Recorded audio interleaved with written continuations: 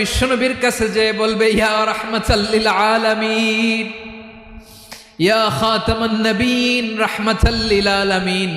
দেখেন আমাদের কি অবস্থা, কি কঠিন বিপদে আমরা আছি, দাঁড়াতে পারি না, সূর্যের আলোতে ঘেমে হয়রান। আজকে কেউ সুপারিশ করতে পারবে না। সব নবীরা অপারগতা স্বীকার করেছে, তারা বলেছে আপনি ছাড়া কেউ নাকি আল্লাহর সামনে দাঁড়াতে পারবেন না, আপনি একটু সুপারিশ করেন।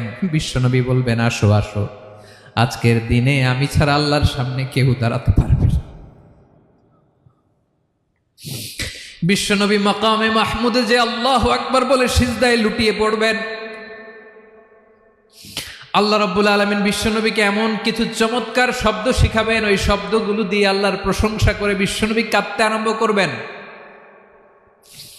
বিশ্বনবী এমন ভাবে অজর দ্বারায় সিজদায় লুটিয়ে পড়ে কাঁদবেন, রব্বুল আলামিনের রহমতের দরিয়ায় জোশ লেগে যাবে।